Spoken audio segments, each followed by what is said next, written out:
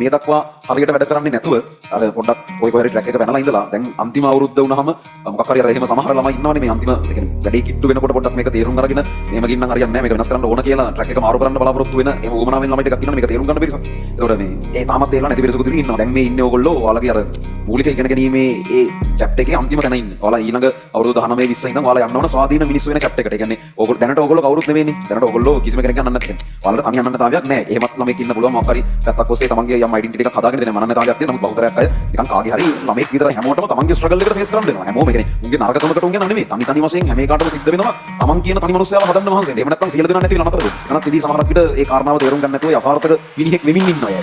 මම කියන්නේ පුළුවන් නම් දැන් මේවට සෙන්සිටිව් වෙලා මේ කියන දේවල් වලට සංවේදී වෙලා පුළුවන් නම් මේ දේවල් වෙනස් කරන්න සියල්ල පැත්තකට දාලා මාස 8ක් සම්පූර්ණයෙන් මේකට විතරක් දෙන්න පුළුවන් නම්. එහෙම කරන්න පුළුවන් නම් ඔයගොල්ලන්ට මේක තවමත් වෙනස් කළ හැකියි. මම කියන්නේ පොඩි ඒවා නෙමෙයි 100ක් දාගන්න 100ක් දාගන්න මොනවද කරන්නේ නෙමෙයි මම කියන්නේ. يعني මොකක් හරි කරනවා වගේ එකට. ඒ කියන්නේ දන්නේ නැහැ ඉතින් මේකන් කරන්න බෑ කියලා මේකෙන් අයින් කළා. එහෙම අසාර්ථක වෙන්න ඕනේ නැහැ නේ ඔයගොල්ලෝ. මොනවද කරන්න කියලා ජීවිතය අවිනිශ්චිත වෙන මට්ටමට බලලා එහෙම ආවයි නෙවෙයි නේ මේ ඔය ලෙවල් සමහරවල් අලුසිස්සක් තියන් සෑහෙන හොඳට පර්ෆෝම් කරලා ආපු පිරිසක් නේ බහුතරයි. ඔයගොල්ලෝ දැන් ඉන්න වයසේදී අපිට බෑ ඔයාලට කරන්න ඕන දේ මොකද්ද එපා දේ මොකද්ද කියලා කියන්න. එහෙම එක එක කියනවා උඹලා කරන්න ඕනෙත් නැහැ. හරි. අපිට කරන්න පුළුවන් දේ තමයි ඔයාලට ෆැක්ට්ස් කියන එක. ඒ කියන්නේ මෙන්න මෙහෙමයි මේකේ තත්ත්වේ. ඒ කියන්නේ දැන් මේ ඉන්නේ ඕගොල්ලෝ ඔයාලගේ අර මූලික ඉගෙන ගැනීමේ ඒ චැප්ටර් එකේ අන්තිම තැන ඉන්නේ. ඔයාලා ඊළඟ අවුරුදු 19 20 ඉඳන් ඔයාලා යන්න ඕන ස්වාධීන මිනිස්සු වෙන චැප්ටර් එකට. ඒ කියන්නේ ඕගොල්ලෝ දැනට ඕගොල්ලෝ කවුරුත් නෙවෙයිනේ. දැනට ඕගොල්ලෝ කිසිම කෙනෙක්ගේ අන්නන්න නැත්. ඒ කියන්නේ ඔයාලට තනි අන්නන්නතාවයක් නැහැ. එහෙමත් ළමෙක් ඉන්න පුළුවන් මොකක් හරි පැත්තක් ඔස්සේ තමන්ගේ යම් ඩෙන්ටිටි එකක් හදාගෙන දෙන මනන්නතාවයක් තියෙන. නමුත් බහුතරයක් අය නිකන් කාගේ හරි ළමෙක් විතරයි. අම්මා කෙනෙක් තාත්තා කෙනෙක්ගේ හරහා ඕගොල්ලෝ හැඳින්වෙනවා මිසක් අහවලාගේ පුතා අහවලාගේ දුව කියලා හැඳින්වෙන එක වගේ අරුණාම ඕගොල්ලන්ගේ අතර නෙවෙයි මං කියන්නේ. ඕගොල්ලෝ කාවවත් එහෙම හඳුන්වන්නේ නැතුව ඉතින් නමුත් අර ඔයාලට කියන්නේ යමක් කමක් දැනුම් තේරුම් තියෙන සහ මේකේ දෙයක් කරන්න පුළුවන් මිනිස්සුන්ට ඕගොල්ලෝ කවුරුත් නෙවෙයි. ඕගොල්ලෝ නිකමෝ ටිකක් හරිද? එහෙම තමයි දැන් අපි වුණත් ඔතනදී එහෙම තමයි.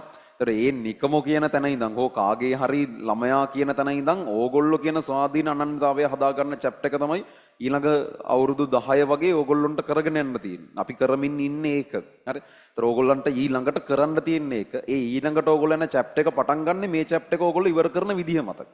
ඒතර මේ යන්නේ ඊළඟ චැප්ටර් එක පටන් ගන්න විදිහ තීරණය වෙන මාස කිහිපෙ මේ යන්නේ.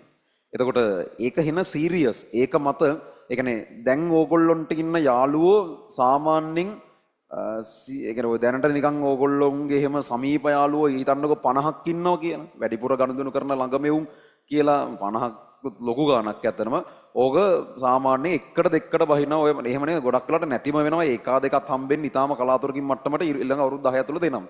මම කියනවා ඕන ලියලා තියාගන්න මේක මේ කරන් කරලා කියන්නේ ඕගොල්ලන්ට සියලු යාළුවෝ ඔක්කොම එක නැති වෙනවා කියන්නේ යාළුවෝ නැති වෙනව නෙමෙයි හැමෝටම තමන්ගේ ස්ට්‍රගල් එකට ෆේස් කරන්න වෙනවා හැමෝම ඒ කියන්නේ උන්ගේ නරකකමකට උන් යනව නෙමෙයි තනි වශයෙන් හැම එකකටම සිද්ධ වෙනවා තමන් කියන තනි මනුස්සයව හදන්න මහන්සි වෙන්න. එහෙම නැත්නම් සියලු දෙනා නැති වෙලා නතර වෙන්නේ. එතකොට ඒ චැප්ටර් එක මේ එන්න යන්නේ. හරිද? එතකොට ඒකට ෆේස් කරන්න එක ඔය කියන්නේ ඒක ලොකු වැඩක්. ඒකට පොඩ්ඩක් අර මේ වැඩේ සීරියස් අරගෙන මේ වෙනකන් හිටපු ළමා ලපටි මානසිකත්වයෙන් ඒකට යන්නේ නැතුව මේක වෙනස් කරන්න ඕන කියන එක තේරුම් ගන්න පිරිසක් ඉන්නවනේ දැනට.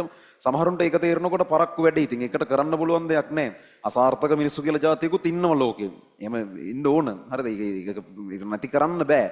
කොහොම කරත් ඉන්නවා. ඒතර මෙතනත් ඉඳී සමහරක් විට ඒ කාරණාව තේරුම් ගන්න නැතුව ඒ අසාර්ථක මිනිහෙක් වෙමින් ඉන්න අය ඇති. හරි. ඉතින් මම කියන්නේ පුළුවන් නම් දැන් මේවට සෙන්සිටිව් වෙලා මේ කියන දේවල් වලට සංවේදී වෙලා පුළුවන් නම් මේ දේවල් වෙනස් කරන්න.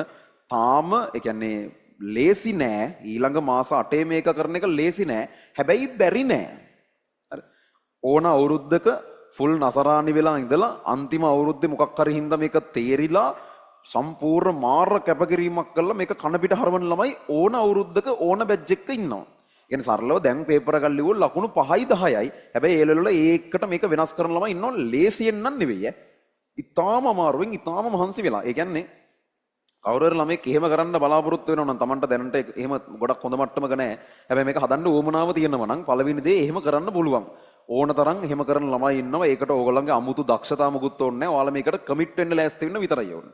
ඒතර ඒක කරනවා නම් දෙවෙනි කාරණාව තමයි ඔයාලට සිද්ධ වෙනවා ඊළඟ මාස 8 ඔයාගේ ජීවිතෙන් නිකන් අතෑරලා වගේ දාන්න. ඒ කියන්නේ ඊළඟ මාස 8 තුල අර මිනිස්සු කැමැත්තෙන් කරන දේවල් තියෙන නේ. අපි කවුරුත් පාඩම් කරන්න එහෙම කැමති නෑනේ. අපිට අර නිකන් ස්වභාවිකව හිතෙන ස්වභාවික නැඹුරුවන් තියෙන දේවල් තියෙන ඔය ෆෝන් එක ඔබ ඉන්න ෆිල්ම් එකක් බලන්න, ගේම් ගහනවා, ඒව කරන්න, ටීවී වල අනම්මනම් ඒව බලන්න හරි. නැත්නම් නිකන් ඉන්න මොකුත් නොකර ඔහේ ඉන්න. අර ෆුල් කාලකන්ණි වෙන්න. ඒ වගේ අර මිනිස්සුන්ගේ නැත්නම් රස්තියාතුකන් විවිධාකාර විදිහට මිනිස්සුන්ගේ ස්වභාවික නැඹුරුවෙන් කරන්න හිතෙනේම තියෙන්නේ. ඒ කියන්නේ පාඩම් කරන්න ගියාම අපිට කරන්න හිතෙනේම තියෙන්නේ පාඩම් කරන්න නැතුව.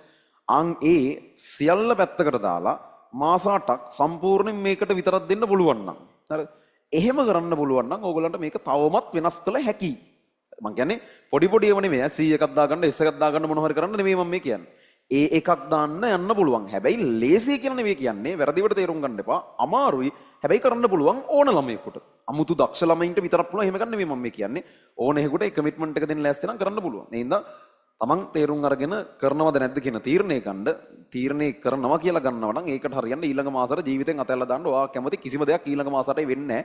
ඊටාම අමාරුවෙන් වැඩ කරගෙන එපා කරපු දේවල් ටිකක් කර කර ඉන්න වෙනවා මාස 8ක්.